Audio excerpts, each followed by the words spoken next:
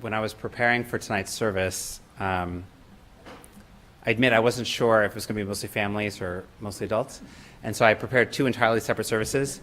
And I was frantically looking at the calendar, like, what am I forgetting? During the summer, I have the blessing of a couple of Friday nights off, and we're honored to have our lay leaders step up and lead worship for us. And sometimes my head gets a little out of the game, I admit it. And I noticed that tomorrow is Rosh Chodesh Elul. So tomorrow marks the first day of the month of Elul, which is the last month before Rosh Hashanah, which, as you know, is what inspires terror in every clergy person in Judaism. And certainly my colleagues have, like, the brave ones will post only so many days till Slichot, and everyone else will yell at them on Facebook. What are you doing that for? I'm not done with all my vacations. And Elul traditionally is the month when we would prepare for Rosh Hashanah. My preparation is going to Ocean City, New Jersey with my family.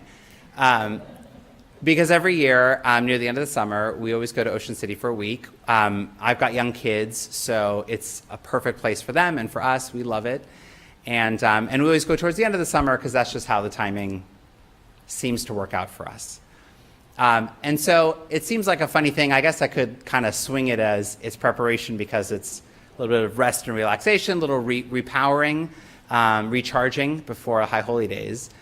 But I actually think that going to the beach is the best way to prepare your soul for teshuvah.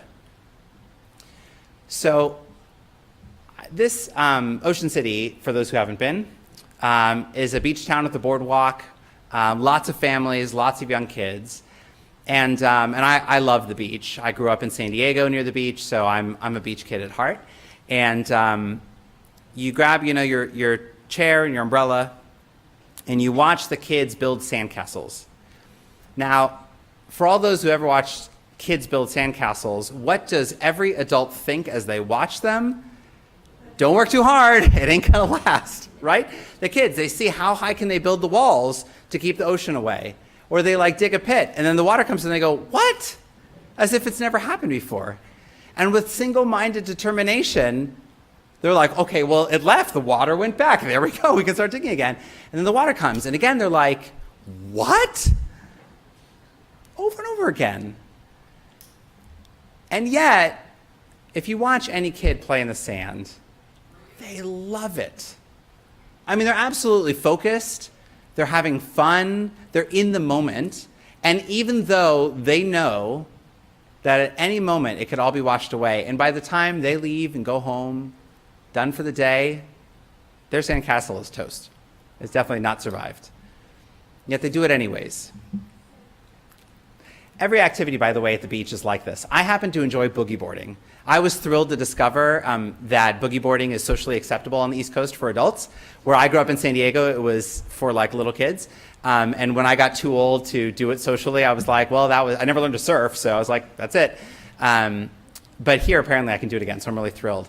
And boogie boarding, for those who don't know, is sitting on a board, lying down on it in the water, waiting for 14 or 15 hours for the perfect wave to come at the perfect location, and you're quick enough to catch the wave and turn around and be ready to ride it into shore. I love it. I love the waiting. I love being in the water. I could just get in the water and never leave again. I love riding the waves in. I love it even when I miss, even when I kind of eat it and turn over and swallow half the ocean. I love all of it. But it really does take forever. You wait there for a wave, and you'll see it's coming, it's perfect, you're like, oh, this is great. And then it seems to turn, or you drift 3 feet and it misses you, or you jump a little too late and the wave washes over you, or under you, or around you. I mean, I don't even know how it works, but I seem to miss more waves than I hit. And yet, I totally stick it out. I love every moment of it. And even, by the way, the waves that I catch and I think, wow, that was a killer wave, it's 8 seconds. 8 seconds of fun, but it's about 8 seconds. And then where am I? Knee-deep in sand and shells, slicing my knees open, running back into the water to wait another 14 or 15 hours for the next wave. In the middle of Rosh Hashanah and Yom Kippur services, we find this insertion of prayers that we call collectively Unatana Tokef. And Unatana Tokef is probably the hardest prayer all year, the most challenging to our souls, to our theologies, because it says, in essence, you are mortal, and your time is limited. And not only is it limited, but we're not going to tell you how limited, and you will never know from moment to moment when you're done. That central fact of what it means to be alive is a tragedy and a terror that we strive very hard to ignore every day.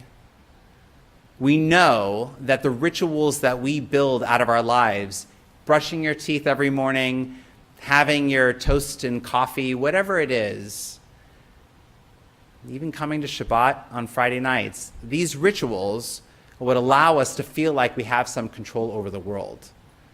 But we know, if we really stop to think about it, we have no control.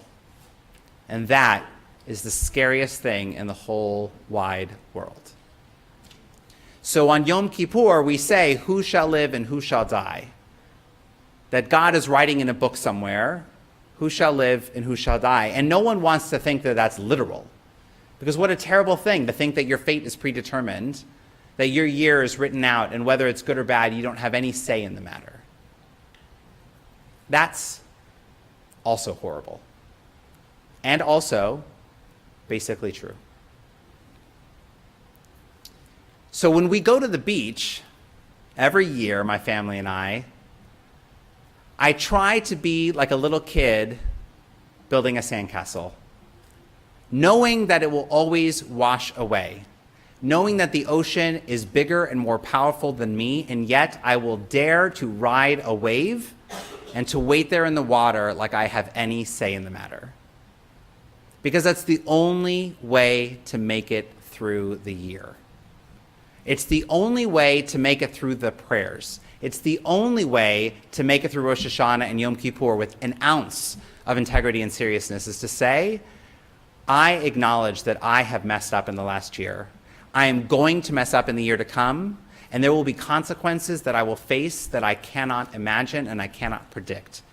And yet, I'm going to choose life. I'm going to choose good. I'm going to choose to do my best and to commit to be my best, knowing that I will fail, knowing that it will all wash away at some point, but that what I choose to do matters. Even if we don't know where it's going. We don't know if our good choices are good enough. We don't know what the consequences, even of the good decisions, even of the right decisions, what they will be. But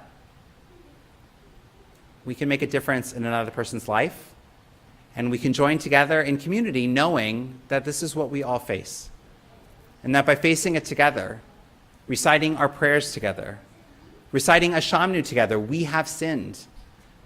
That we can make a difference in each other's lives, and that we can at least face this mortal terror together and with love and friendship, doing our best, because that's all we have to give.